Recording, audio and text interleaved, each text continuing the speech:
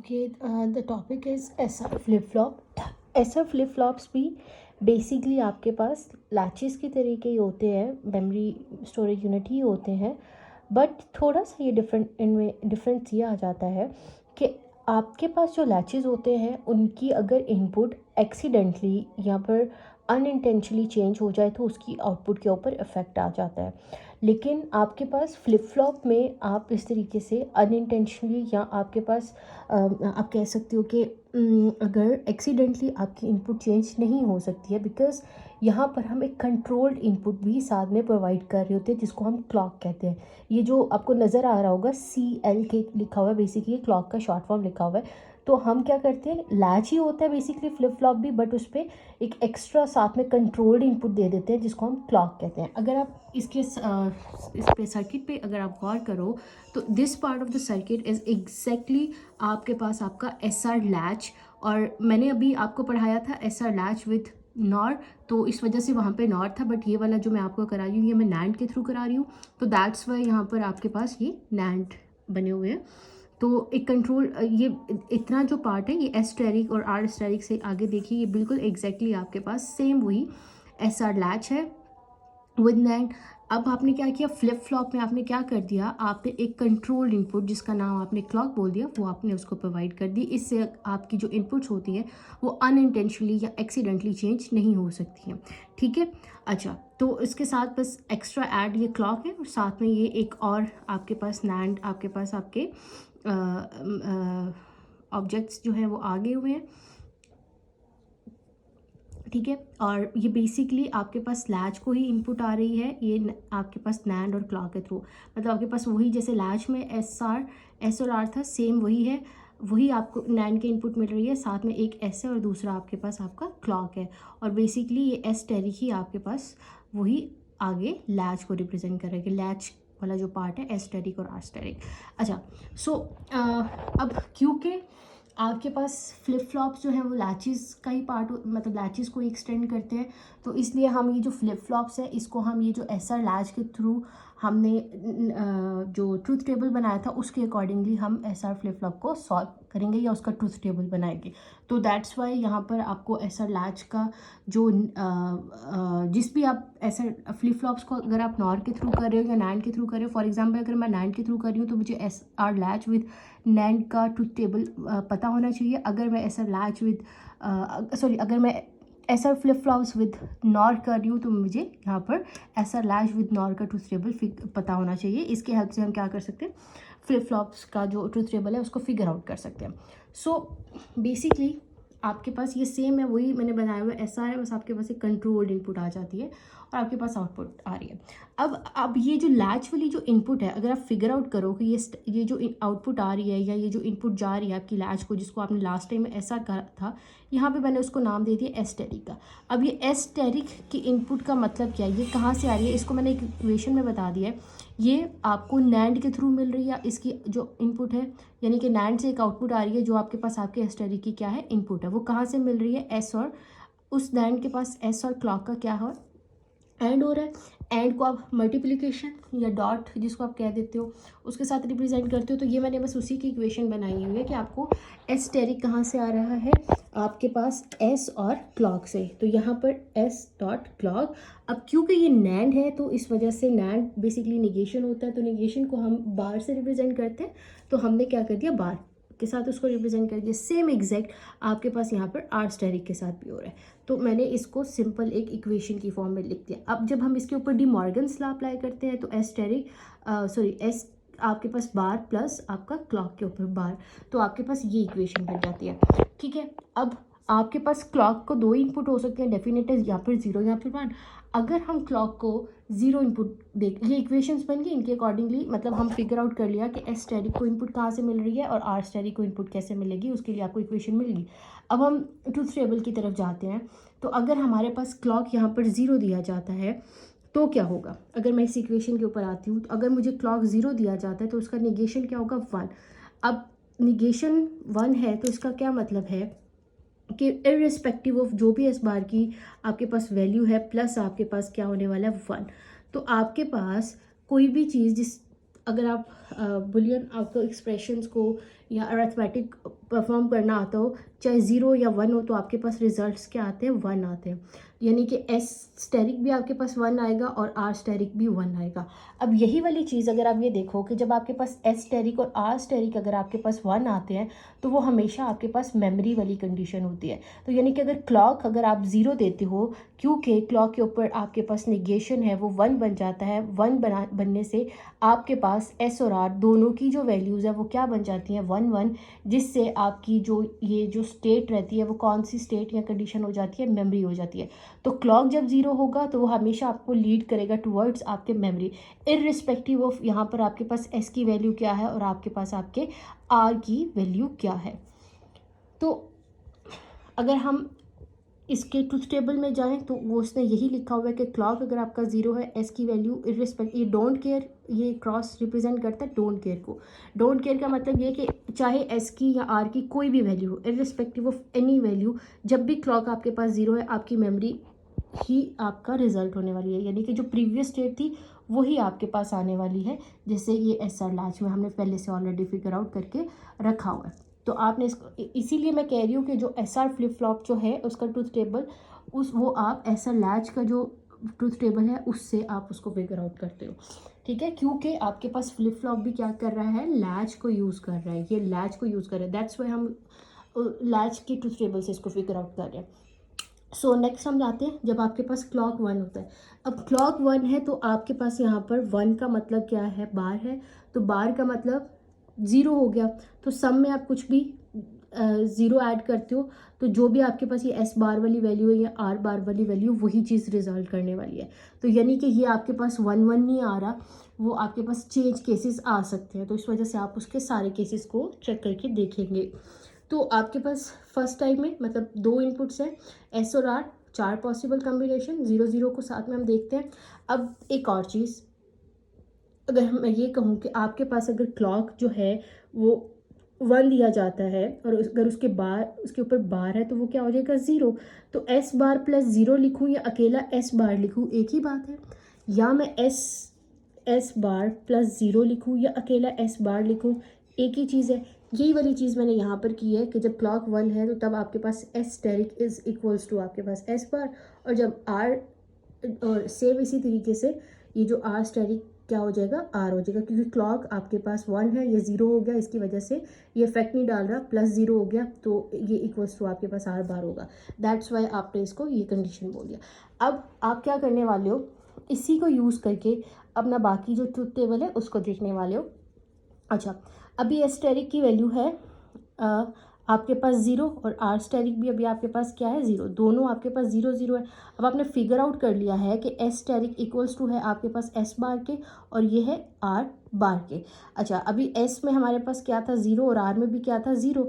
अब उसके ऊपर बार है, निगेशन है, 0 के निगेशन अगर 0 के ऊपर लगाए या फिर आप बार लगाते हो तो वो वैल्यू क्या बन जाती है, 1।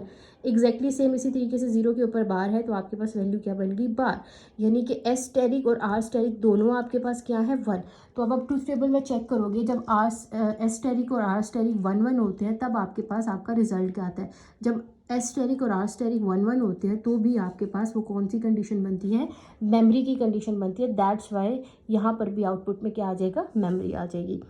अच्छा, नेक्स्ट केस है, उसके ऊपर चलते हैं, जहाँ पर आपके पास आपका एस 0 है और आर जो है आपके पास आपका 1 है। एस 0 है और आर 1 है। अब एस इज इक्वल्स टू आपके पास एस बार, बार लगता है तो ये क्या हो गया, 1 हो गया, और ये आपके पास क्या हो गया, 0 हो गया।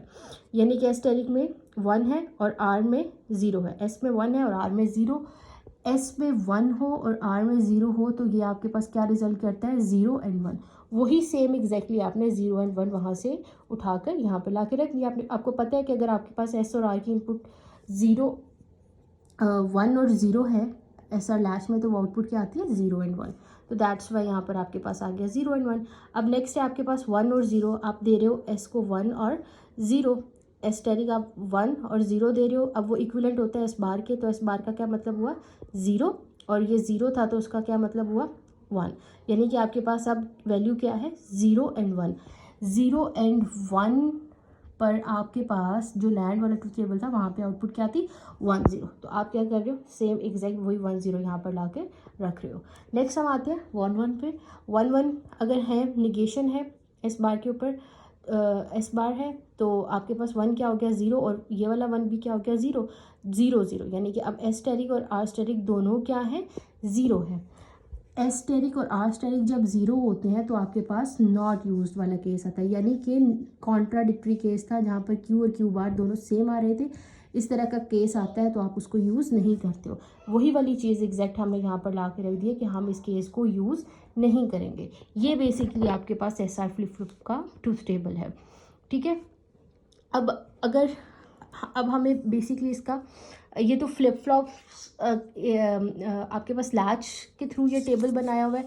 अब थोड़ा फ्लिप फ्लॉप का जो जर्नल यूज़ किया जाता है हम उसकी तरफ आते हैं, वो भी हम इसी के थ्रू ही डिराइव करने वाले हैं।